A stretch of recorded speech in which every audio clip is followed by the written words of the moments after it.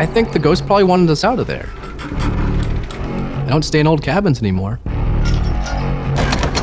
I think it was Grandma trying to get us out of her house. All the noises were angry noises, intended to scare us. She had lived there her whole life. She had died in that house, and that she didn't want strangers staying there.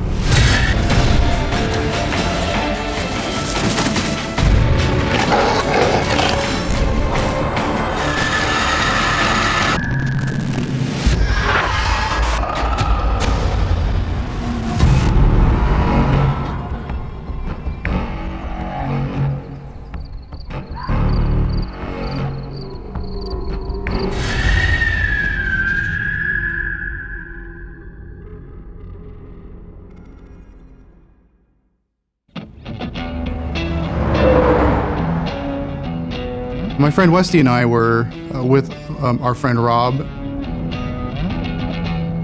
Our friend Rob was going to be shipping out to Afghanistan. He was getting married before he was leaving. He was marrying a girl from Forks, Washington, and they were going to have the wedding in Forks. So we met in Port Angeles, which is where we grew up, and we all piled into my car on the morning of the wedding to drive out to Forks. Did you see the cowboy hats she's making us wear? Yeah, I kind of like them. Oh my God, you're a sadist. Yeah, I'd wear those cowboy hats all the time. It's about a 50-mile drive along kind of a long, winding, Highway 101, two-lane highway.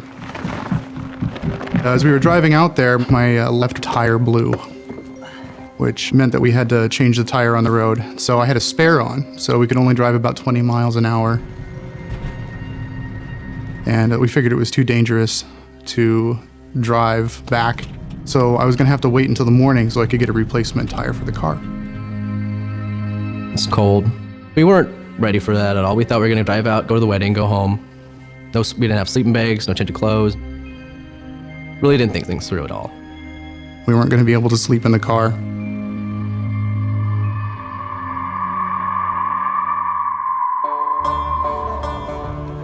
We made it on time, and they had a nice little ceremony, and then they had the reception. We'd asked if we could stay the night at the bride's family's house, and they had said that we couldn't. And we didn't have enough money to rent a hotel room for the night, so we didn't have anywhere to stay. There ain't no spare beds anywhere. Not even a couch?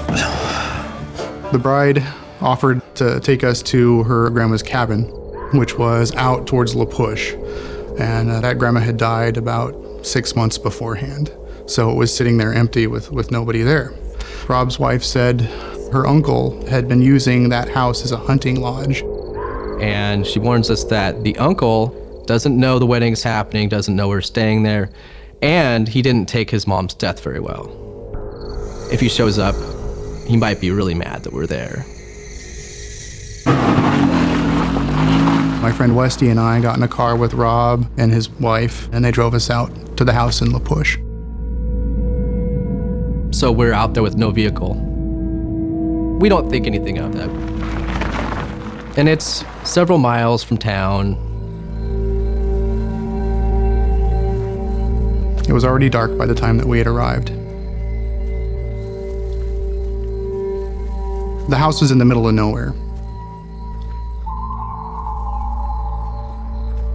The place was completely surrounded by forest, and the forest was pitch black.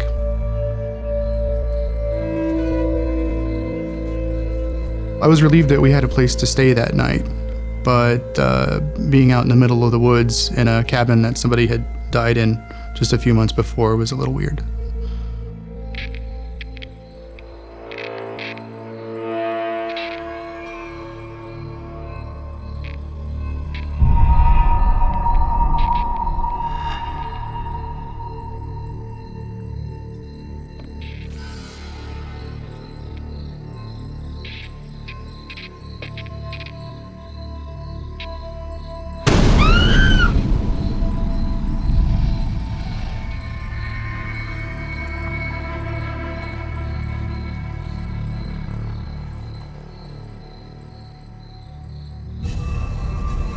Things don't feel right. There's something wrong.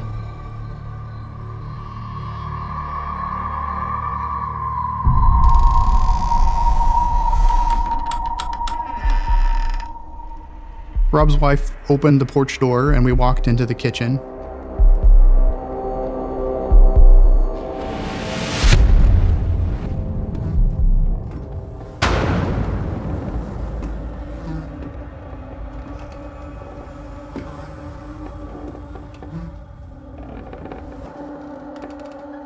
There was a card table and there was some metal chairs. There was a refrigerator. There was an old phone on the counter. She showed us the fridge and told us that we could help ourselves.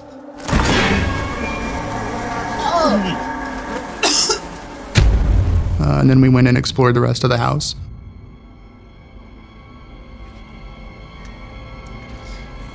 She took us into the bedroom.